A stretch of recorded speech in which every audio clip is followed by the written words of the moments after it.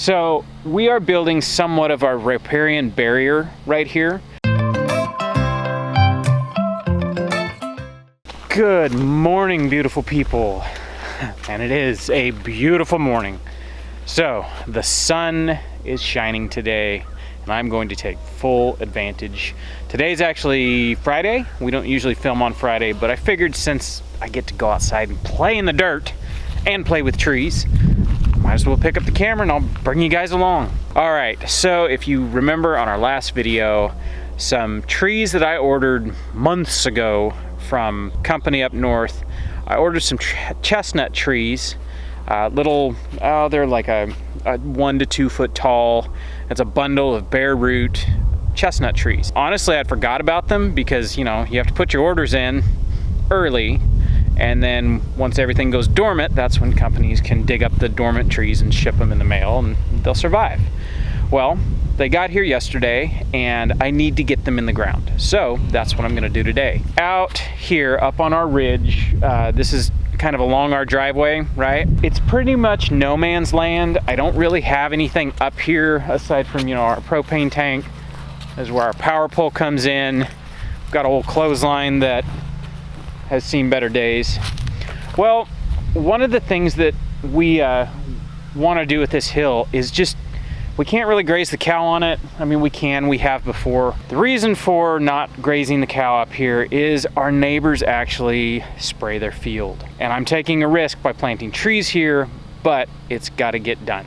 So we are building somewhat of our riparian barrier right here. Kind of like these big junipers that are growing in the fence line. When we got here, I thought about cutting them out, but I kind of like them. It kind of makes up here by the house a little more, I don't know, secluded, I guess. Once we figured out that they spray graze on, it's a broadleaf weed killer. Well, once we figured out that they do that, it's like, well, we're downwind. So what we're gonna do is we're going to plant trees and shrubs and all sorts of stuff along this fence line just to kind of grow up and stop some of that overspray that we'll get once a year, however often it happens. I can't plant a whole lot right here next to the power lines. I would have to move this clothesline, and for right now I like the clothesline. I think at the very least I might plant something right here, but for the most part today I'm just gonna plant out past our propane tank, just right along this ridge line. So I'm just gonna follow this ridge line. The ridge lines I found, planting in them, trees do the best. They're up out of the water, but then there's you know, one of these drainage ditches on this side that they can tap into and they'll do quite well. All that said, I am super excited to plant some trees. You hear the lawnmower, that's a couple of the boys. They're gonna go grab some compost and we're gonna get planting.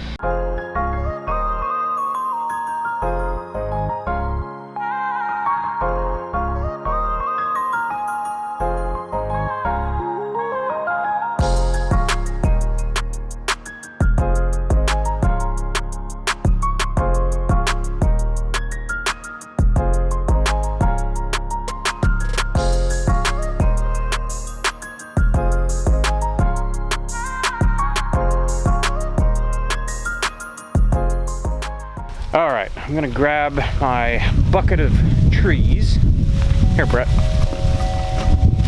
And I am actually going to plant these. I'll talk about these in a minute. All right, so these chestnut trees, I talked about them a little bit in our last video. These are from Route 9 Cooperative. Honestly, I had a hard time sourcing chestnut trees this year. Everywhere I found that had them, they sold out before I was able to buy them. Like, I'm talking, I had them in my shopping cart, got busy doing something, and it's like, I'll just buy them, you know, tonight when I sit down, go back, and everything's sold out. So I found this company and I was able to order a pack of 10 of them. They have American chestnut, Chinese chestnut, and any combination in between. This is their nut production, so it's mostly Chinese chestnut, but with a little bit of American chestnut in there. I was going to talk about these trees. If you recognize that leaf, it kind of looks like a chestnut leaf, but these are called a chestnut oak.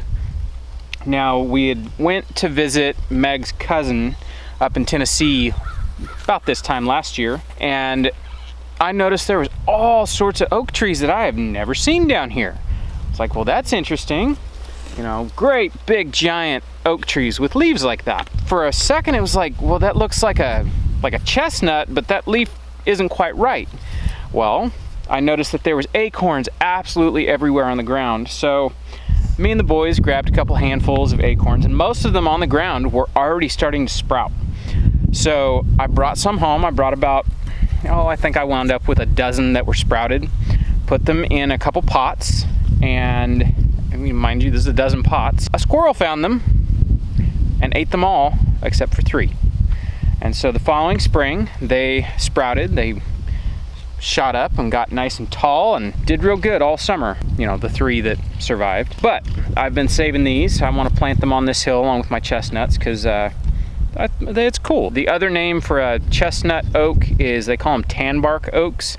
And it's because this tree, the bark of these oak trees, has the highest amount of tannins. And what they used to use the bark for was tanning hides, tanning leather.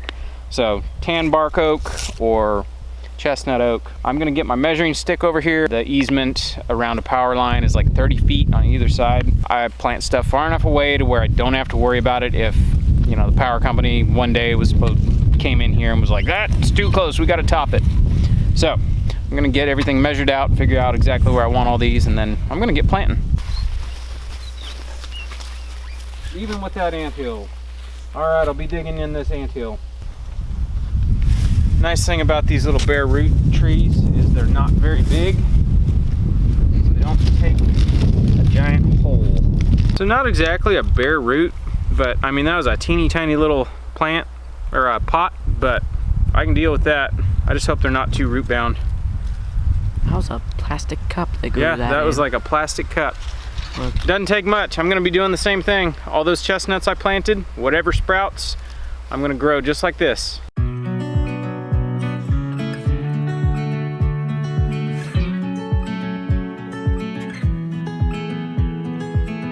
Part of the urgency getting all these trees in the ground is these bare root trees really need to be in the ground before freezing cold weather hits.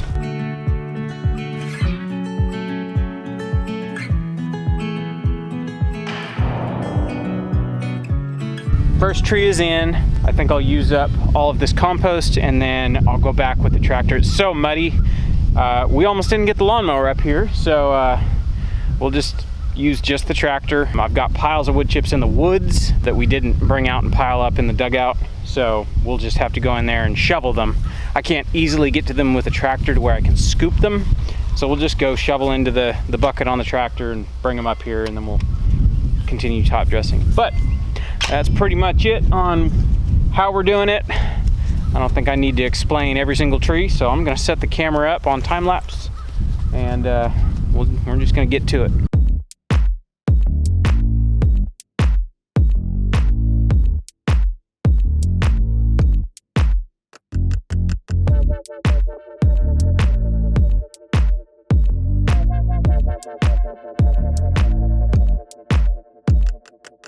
All right, they're all in. So that was 8 trees total, 2 chestnut oaks and 6 chestnuts. I pretty much just put them on the ridge line, but then it's at this point down here, this particular ridge kind of veers off. It follows the contour, which goes onto my neighbor's property.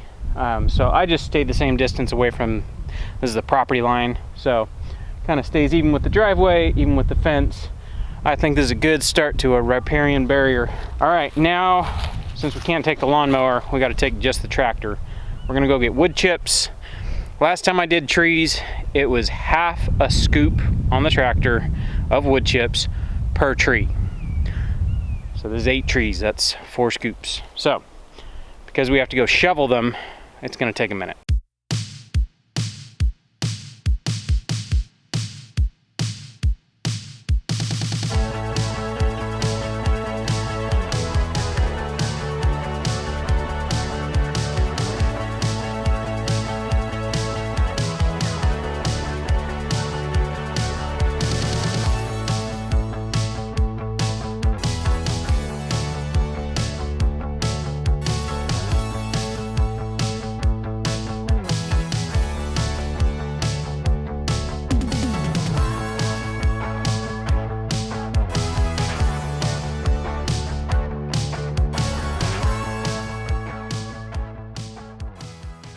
All right, got them all in. Well, not all of them. I still have 4 more I need to put in, but this is what I'm getting done with the time I have today. Driving the tractor by, looking at all of this. Man, it looks so cool having trees up on this ridge. It's nice to see something change. It's nice to see, you know, improvement, growth, if you will.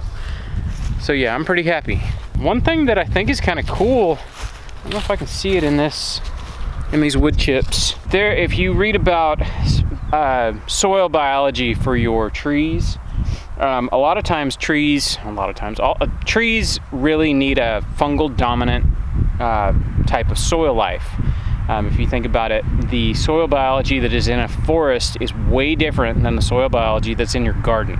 And so with that in mind, there is a reason I left these wood chips up there in the woods on the forest floor. I wanted them to basically get inoculated with the forest fungi, and it worked. I should have had the camera a little bit closer when we were up there in the woods picking up all these wood chips.